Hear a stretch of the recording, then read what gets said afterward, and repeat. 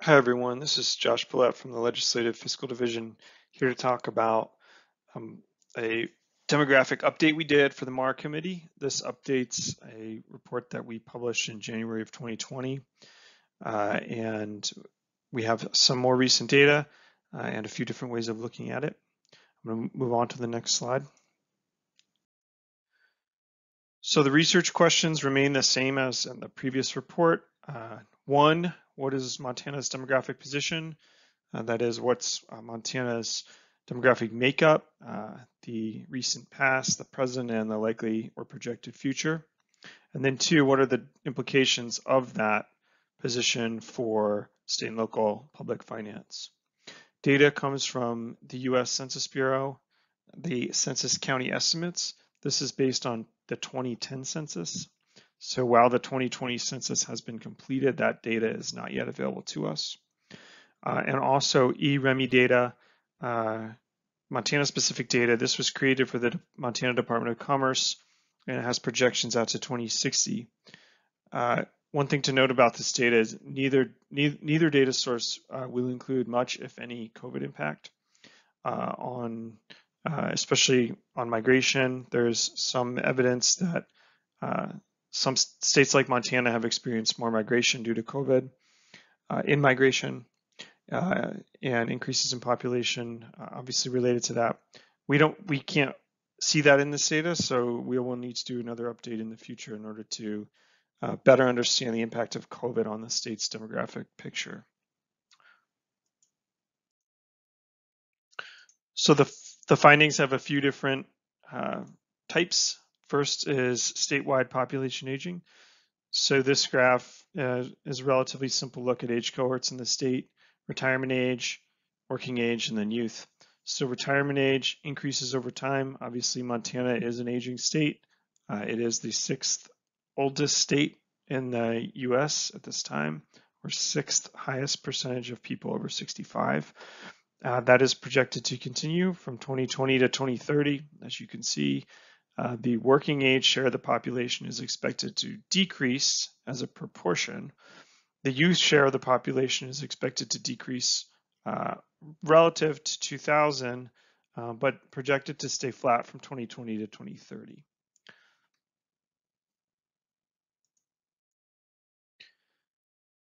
These images in purple and teal are population pyramids. So we've got population pyramids for Montana in the US in 2010 and 2020. This data this is how demographers tend to look at population age structures. So they are called population pyramids, but they don't really look much like pyramids, as you can see.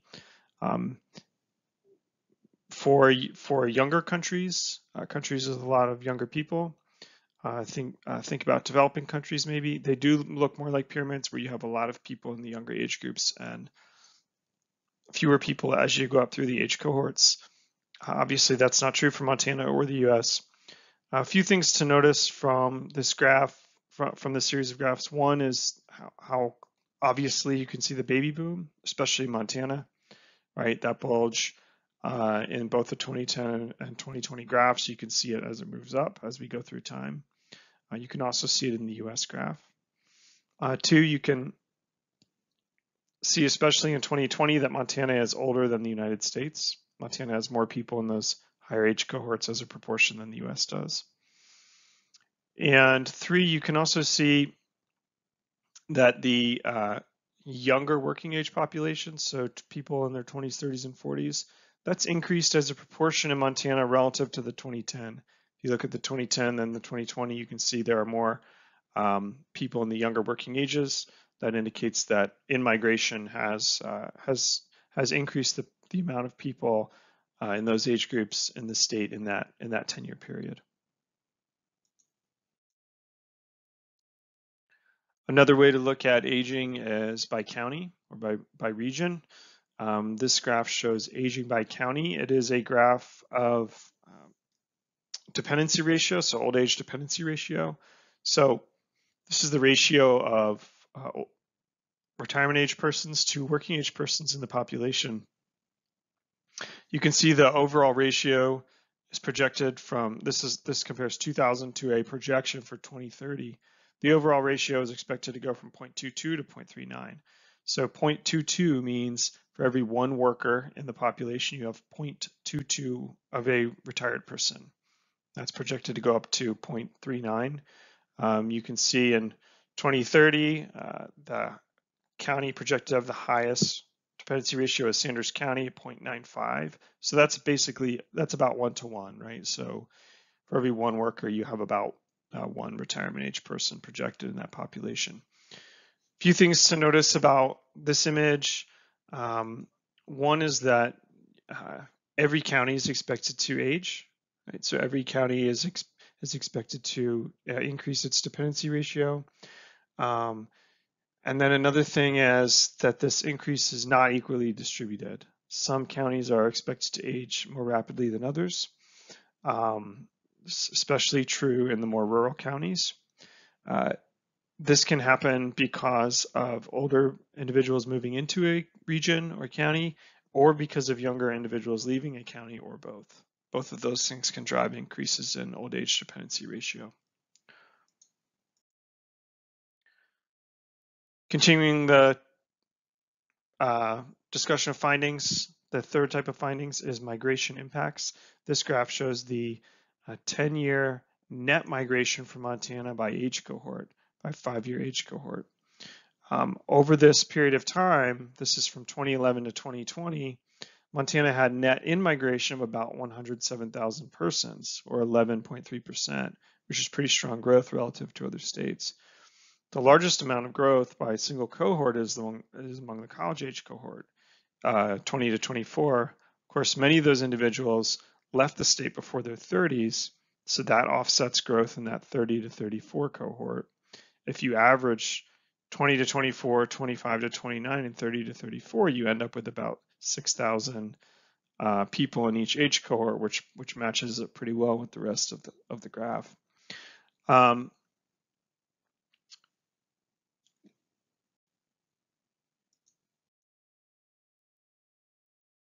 So like aging, migration does not affect all parts of Montana equally.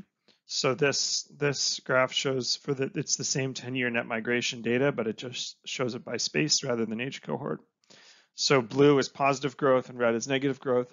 White or clear is very little change over that 2011 to 2020 period, and you can see pretty strong growth across all of western Montana. Of course, Gallatin County, not surprisingly, is kind of the standout.